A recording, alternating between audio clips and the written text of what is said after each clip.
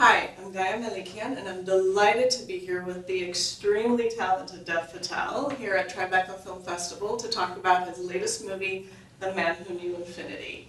Dev, this is such a rich movie. It is gracefully written, beautifully shot, not to mention the brilliant performances given by you and Jeremy Irons. I mean, I thought it was just the perfect equation. So my sincerest congratulations to you. Thank you so much. So now this is a true story. Yes. And you play the character, the math genius, Mr. S. Ramanujan. Yeah. Tell us about his journey. So Srinivasa Ramanujan was kind of plucked from poverty and obscurity in the south of India, and was brought over to Cambridge and mentored by a man called J. Charlie, played by Jeremy Irons. And together they faced a lot of adversity, with all the fellows and other people in the college.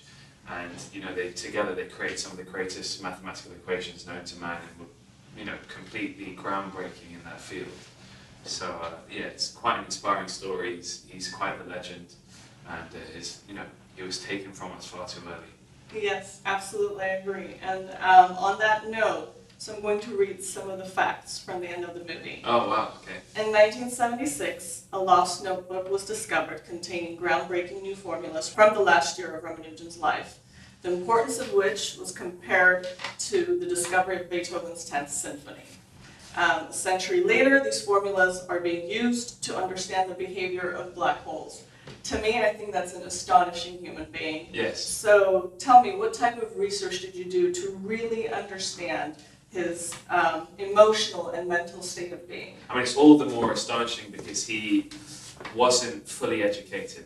He dropped out of formal education very early on. He couldn't afford to do both.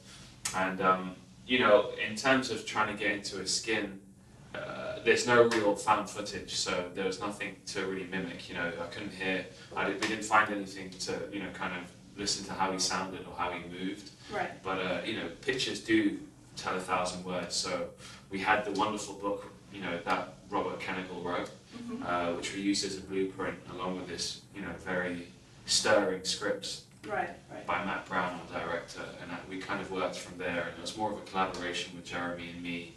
And, just trying to capture the essence of this man's struggle was really the important. You need to really use your high imagination and really try to and it's a very immersive kind of, we actually were able to shoot in Cambridge, so I don't think that's ever been done in cinema before. Yeah, it was beautiful. And that atmosphere in itself does something to you. Yeah. For a college dropout like me anyway. And then, we shot in Kumbakonam, where he's actually from, in India. Right. And again, another wonderful environment to be in. Yeah, it was just breathtaking, I'm telling you. Thank you. There's a couple of scenes where Hardy's colleague tells him, your rigor is breaking his spirit. Yeah. He's not a thoroughbred, he's not a horse or something. It's like, let him run. Yeah. And he has a hard time with that, but eventually you guys come together, your character is very beautiful, and I think it makes a perfect yin and a yang. Yeah. So well, Ramanujan is considered an abstract mathematician. Right. He was a religious man, and he prayed, and he found, he gathered these amazing equations, dancing in numbers to the infinite in his mind whilst he was praying or meditating, and he claimed that it was a gift from his goddess. Yeah. So in the world of mathematics in Cambridge, where everything must be proved and you must show a process, and this man comes in from the middle of India wearing his sandals, saying, hey, I've created this amazing theory. I mean, they completely angered everyone. It's very astonishing, I have to tell. Tell me, how was it to work with the remarkable thespian Jeremy Irons? It was incredible. I always remember the first time I met him, and I came into the read-through with my dialect coach, Raghuvir Joshi, who helped me a lot in the film. But we walked in, and I was so over-prepared. We'd been working on the voice for like a month beforehand. I knew all my lines, so I was just pretending to read. And Jeremy's by the window, finishing off a cigarette, and he comes out and you just hear his voice. Yeah. So, it was very intimidating, but he's so gracious and warm, and like a complete artist through and through. Right. Like as a less experienced performer, and that's an understatement, you know, you come in and you're just worried about your stuff, like how you look, how do you sound, you know, all this.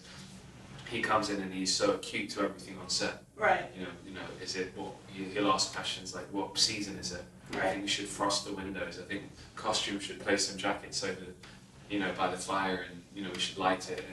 And he understands that we're in the business of moving pictures, which is, you know, it's quite amazing. I mean, I can imagine it's a lifetime experience, but you're also being very humble about your performance. So yeah, nothing short of brilliance. I'm going to take it back a little bit, way back, circa early 2009. You were a relatively new actor. Yeah. You were the lead in a film that was nominated for 10 Oscars and won 8. I'm talking about Slumdog Millionaire, of course.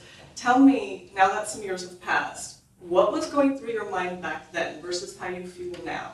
I think back then it was, I was like a piece of driftwood, like caught in this massive tidal wave.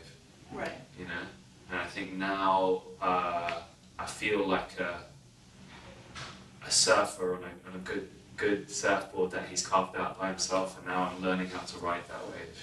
That's beautiful. Beautiful, I love it. And I'm going to ask you one last thing, please. Please finish the sentence in one word. Okay. Dev Patel is?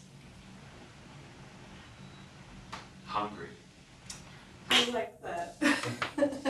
Very, very down to earth. Thank you so much.